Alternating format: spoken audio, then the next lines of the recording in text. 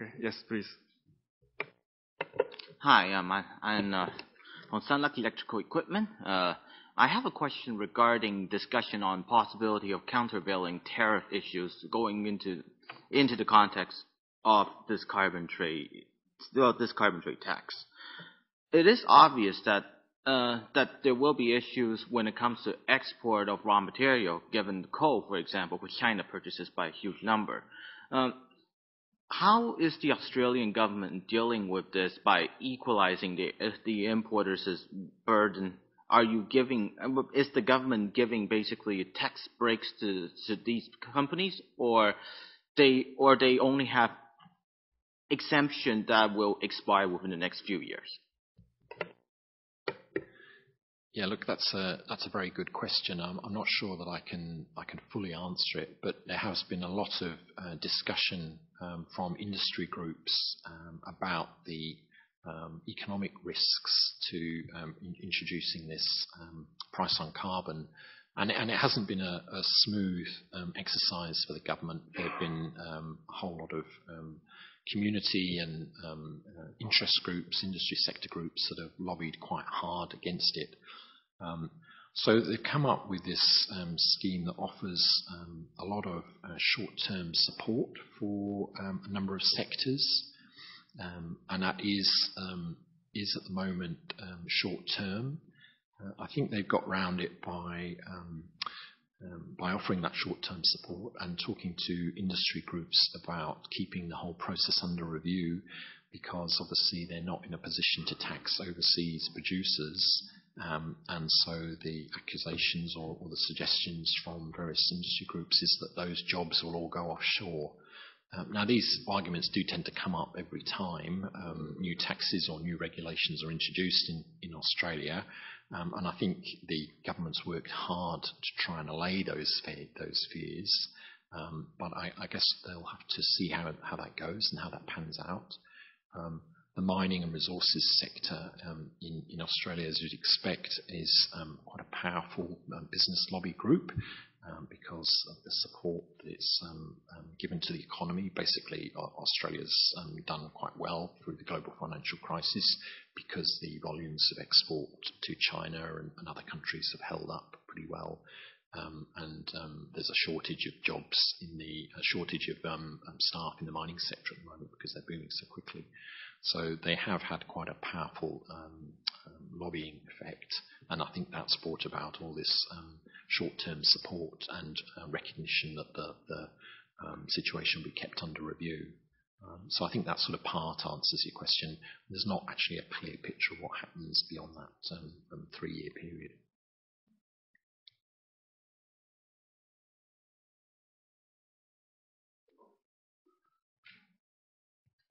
Okay, any other questions? I guess during the break, someone raised a question. Okay. Okay, yes, Dr. Wen. Yes, my name is Li Wen. I'm research fellow at the Donghua Institution for Economic Research and also deputy director of Green Trade Project Office. Thank you so much for your excellent presentation. I'm really amazed at greenwash that you mentioned in your presentation, and especially the federal court, the issue and injunction preventing this kind of engagement in similar conduct. And since we don't have this kind of concept and regulations in Taiwan here, so I would like to ask you talk more about this greenwash.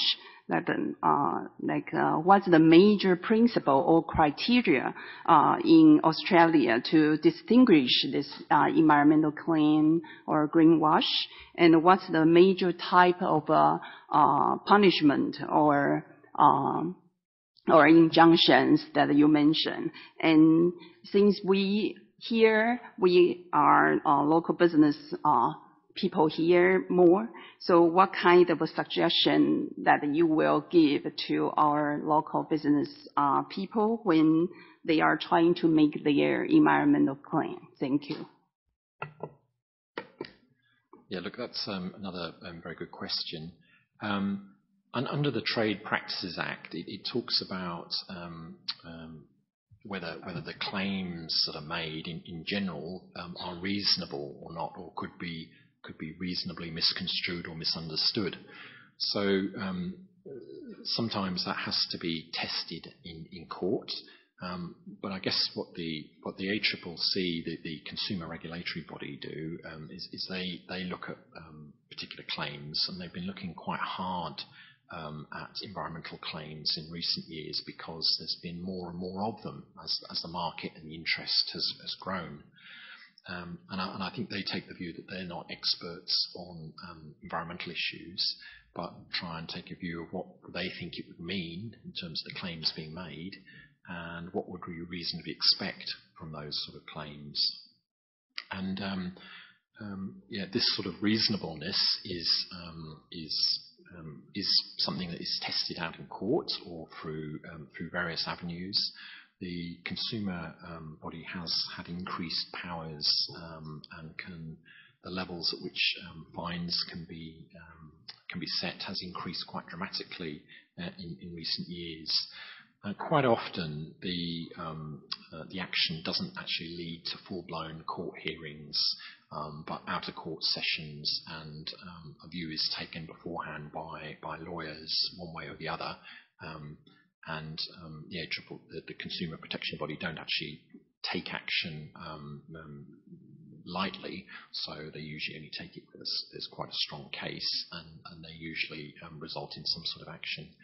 I think the Saab example was really a bit of a sort of a slap on the wrist unofficially, and the Nappy example went a bit further. So look, it's I guess trying to understand what a claim means to the average person in the street who doesn't really understand what environmental issues are, what it might mean for them, and trying to make sure that those claims are as clear and meaningful as possible. And look, that's certainly a challenge because there's a shortage of space on products, and we're all producers are all trying to cover a whole lot of different range of issues about how the product's made, about contents, about whether it's got some environmental credentials, and just sheer space makes it a challenge sometimes to be clear and transparent about what the claim is all about. But I think certainly in Australia there's increasing concern from this regulator. It has been given more teeth because it's been seen as being largely effective and successful, and government's obviously got more confidence in it. It's had a very good and very strong chairman as well, who has driven this standard, and they've also produced their own guidelines for people and sector groups. Another area they've looked at quite hard is the carbon offset market, because there's been a lot of concern about whether those offsets are genuine, whether they're in Australia, whether they're offsetting trees that just end up dying, and they produced a fair amount of guidance and advice on that as well. So they are proactive in their approach, as well as coming down hard on organisations that are seen not to be doing the right thing. They rely on consumer groups and people to report where there are spurious claims or claims that could be misconstrued, and that's primarily, I think, where the action comes from.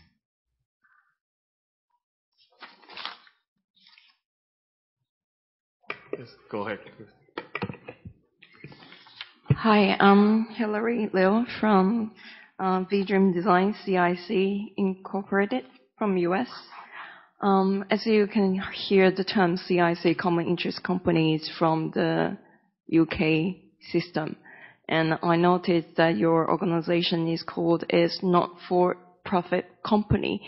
And I didn't know that whether you explained this to the audience or this kind of concept. Do you think it is the better way to promote the green purchasing, such social aimed concept through this kind of body, or rather than the ordinary NPO system to talk about this kind of green concept?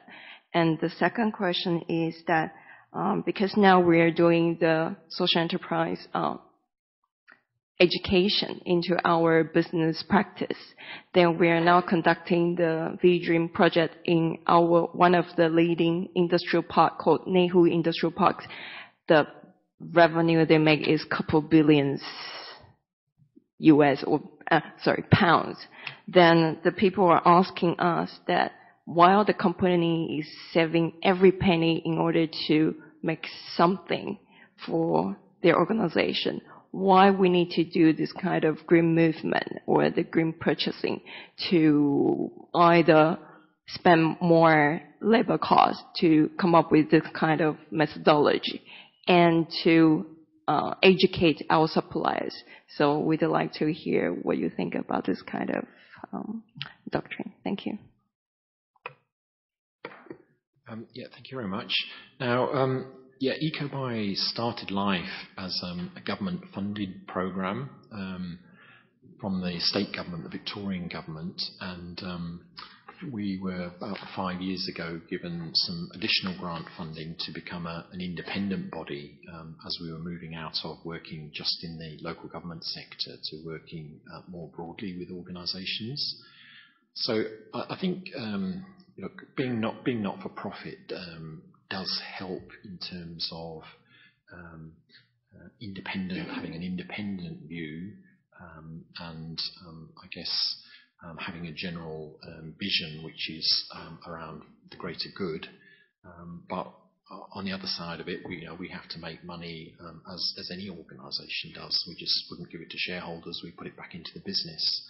So I mean, I think there are actually pros and cons in being a not-for-profit, but overall it gives you a stronger sort of feeling of independence and not having a particular angle or a particular sector representation. Yeah, look, it's a positive thing and it's worth enforcing. Sometimes that creates challenges in terms of the people we recruit who are very committed to the cause, but also less commercial in their outlook, and I always have to try and encourage them to be as commercial as possible, as well as making sure that we're achieving an overall vision which is about the greater good and reducing environmental impacts. In terms of the social enterprise side of things, I got a little bit lost in your question, but I think we did quite a bit of work with another group called Social Traders, who are again a great Australian-based organisation who are there to help social enterprises by providing guidance and support for those businesses to make sure that they can run as effective businesses, and they also are starting to provide advice on procuring more socially in a socially aware way, and that's gaining, as I mentioned in my presentation, quite a lot of traction from governments, and particularly local government. We have quite a high rate of immigration in Australia, and some different migrant groups struggle to find jobs, so local governments are keen to try and support those and make sure that they are earners for society and can pay tax and contribute the same as anything else, and want to play a role in helping those communities.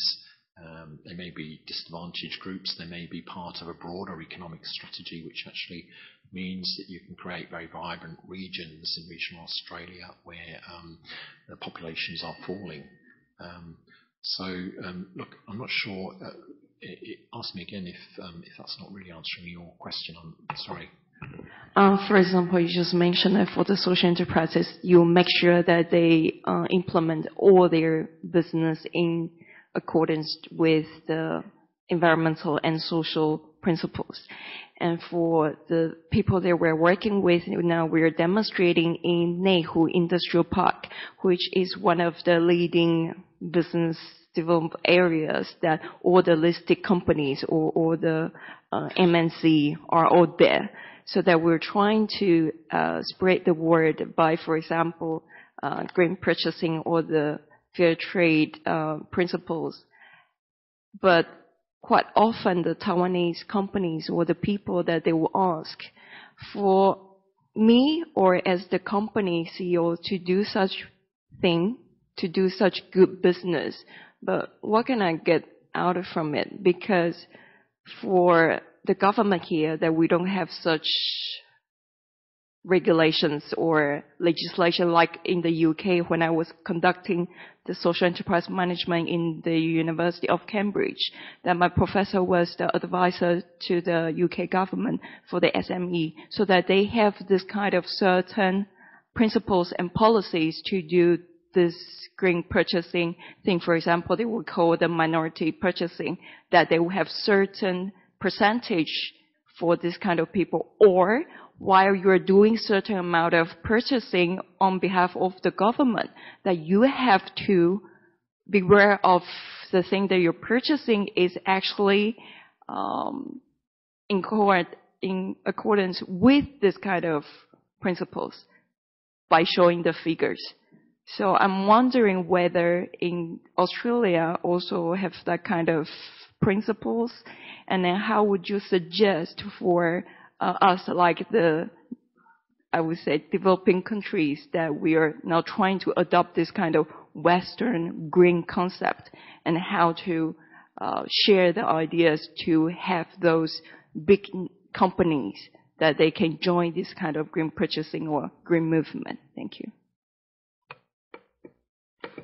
Yeah, look, it clearly is a challenge, and I think it's fair to say Europe's probably a little way ahead of where Australia's at. There's perhaps a broader, more general acceptance about the role that large organisations should play in society, but it's still quite hard to turn that into dollars and investment, and we find that hard. I think the messages sometimes that we promote to different organisations do vary.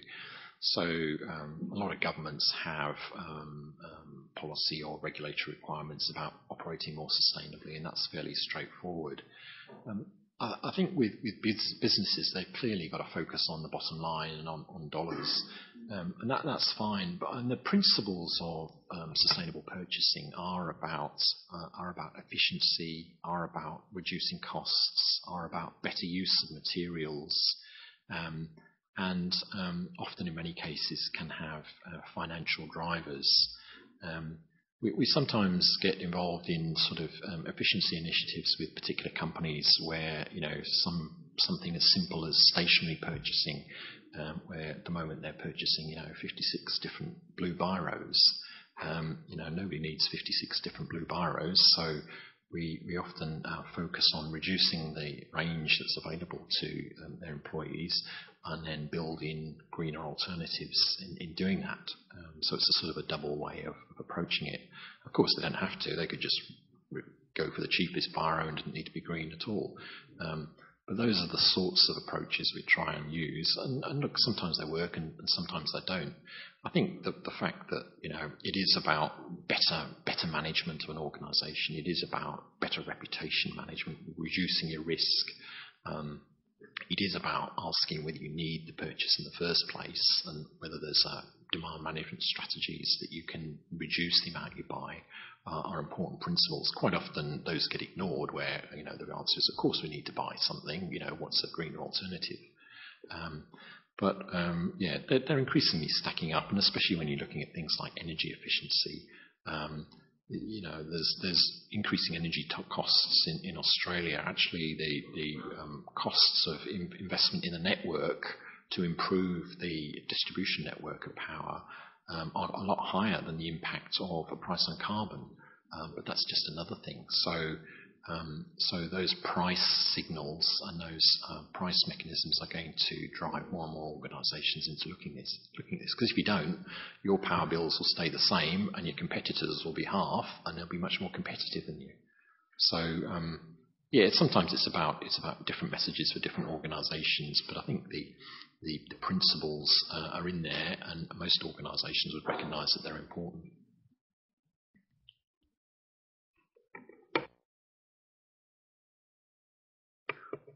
Okay, thanks for the question and answers. Okay, go. Yeah, Dr. Wang, please.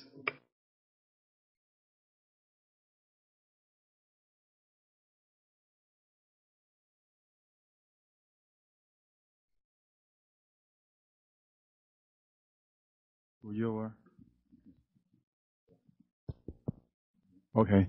After listening to your slides and lesson, I feel the main emphasis should be on the sustainable procurement rather than green purchase or eco-labeling, because the sustainability incorporates more and comprehensive and sound principles behind either economic criteria that is already reflected on the cost and the price.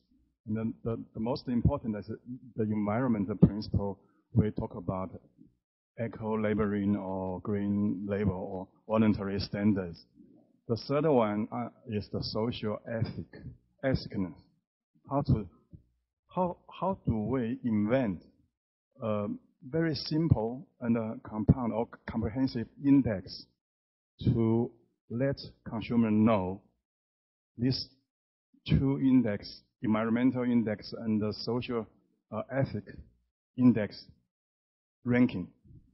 Because in the capitalism society, we cannot, enforce consumer to purchase something or not, or enforce the government procurement policy concentrate on certain, procurement or suppliers.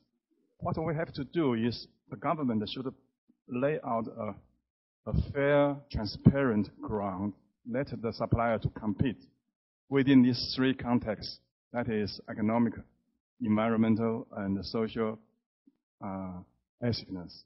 So the better way, I think, is try to overcome the barrier. The main barrier to the consumer is the information demonstration.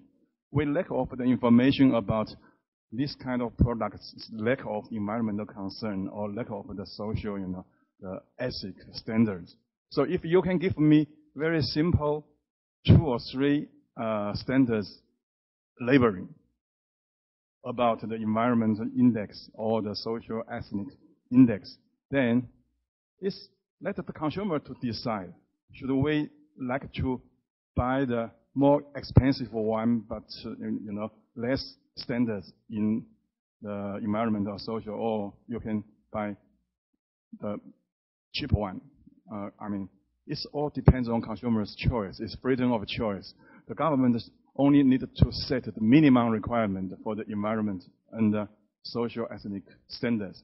That's it. So I think currently, seems to me in Australia, still lack of this kind of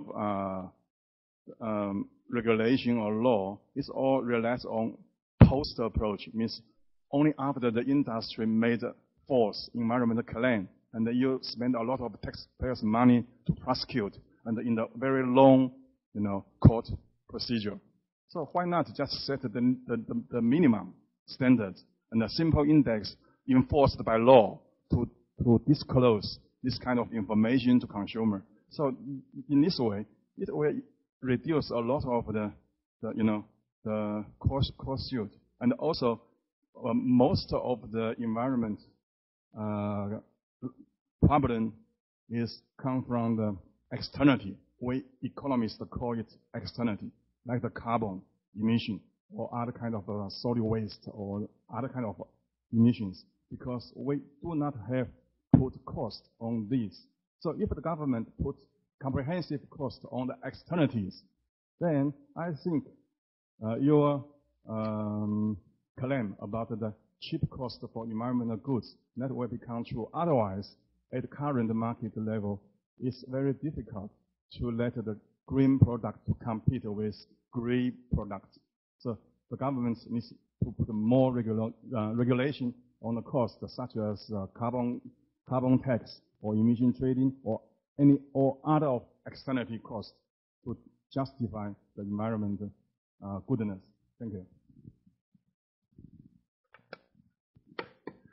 Thank you very much. There was an awful lot in that, and I agreed with most of it.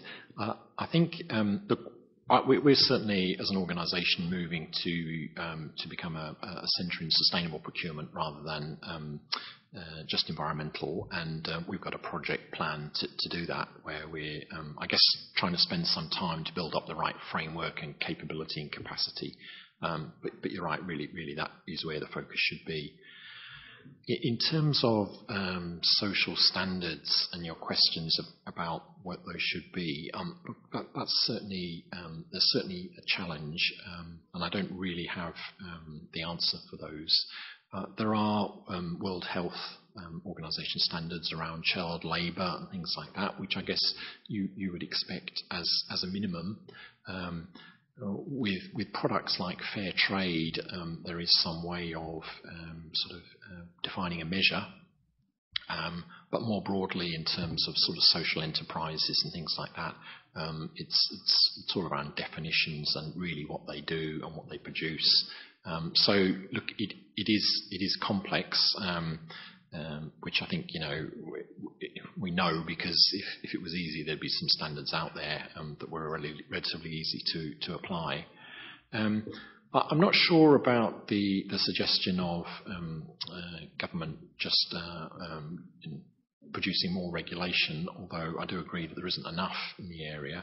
I think when government introduces regulations, it tends to just address the sort of worst performers in the sector, rather than trying to stretch the boundaries a little bit.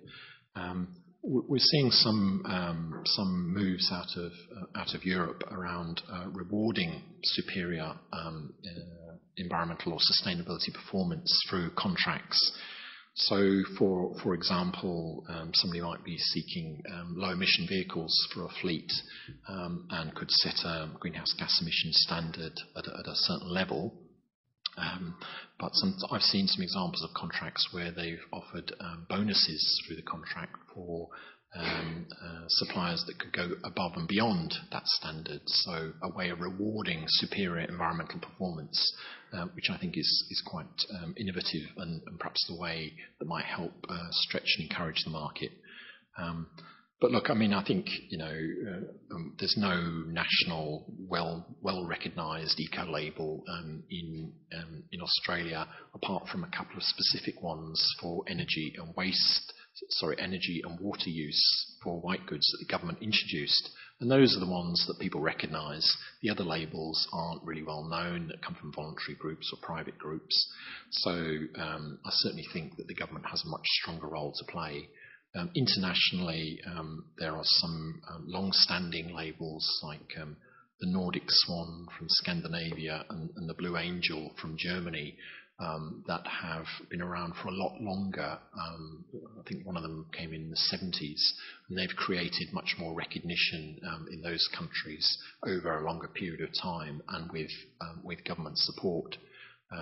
So look, I'm pretty much agreeing with nearly all of what you said, and I think I'd like to come back, or like to think that I could come back in 12 months' time, and the tenure and steer of my presentation would be different, would be much more about sustainable purchasing. But I still think some of those issues around social standards and criteria, and I guess lack of really strong regulation from government, will still be there. But we've all got to play our part in trying to drive and advocate for those, and I think you're exactly right.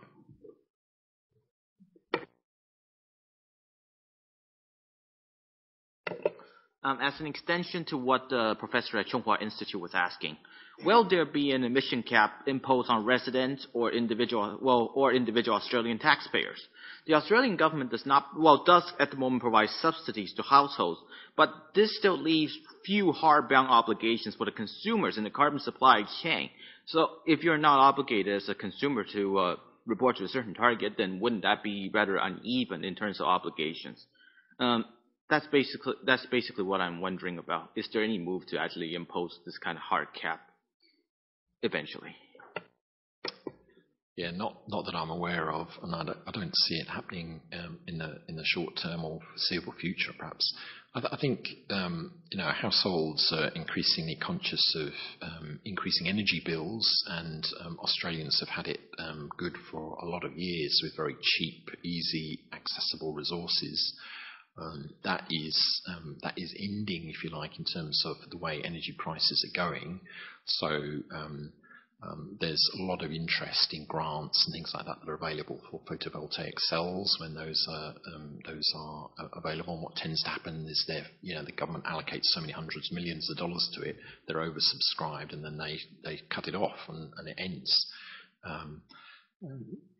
Yeah, I think energy efficiency and building standards are improving, but Australian houses. I was brought up in the UK. Australian houses aren't generally well insulated and well built from an energy perspective, and a lot of these new houses that are being built in Australian suburbs are very, very large, have huge numbers of downlights, for example, and want more and more appliances and access to air conditioning and things like that. So on the one hand, they're being built to slightly better standards, or standards that we should have had anyway, and on the other hand, they are tending to expect more access to electrical appliances and more use of electrical appliances. So look, there are still a lot of challenges around. There's more awareness from households on costs and cost issues, which is perhaps driving some use down. But yeah, it's a big issue.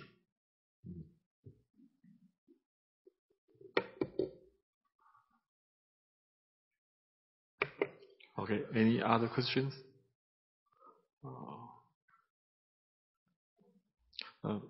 Maybe during a break, someone raised a question about the tariff for green products into Australia. Could you say something about that to them? Some policy? Yeah, I mean, there's no. I guess tariffs and charges are things that the government always explores, and there's always those issues about protecting Australian jobs. I mean, we're very supportive of green products from any part of the world, as long as they are genuine green. And that sometimes means that we come up with challenges from industry groups who are trying to encourage buying Australian. Often the environmental impact of transporting goods is relatively small, and so unless you're looking at sort of social issues or jobs in Australia, from an environmental point of view, it doesn't matter where they're made. The environmental impacts from other parts of its life cycle are much bigger. So from my point of view, if it's a good green product that really addresses its life cycle impact, it doesn't matter where it's made.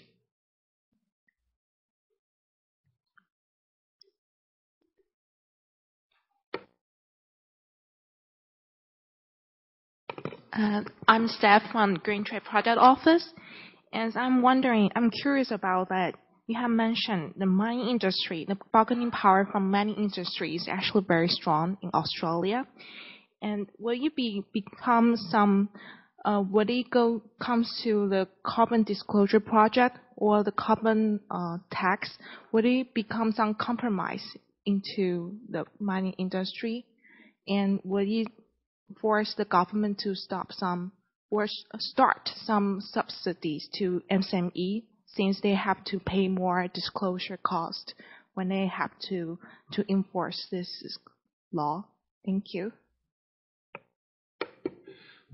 Look, most of the miners are being given short-term protection from the carbon tax as it's planned at the moment, but the long-term future of that, as I mentioned in a previous question, is uncertain.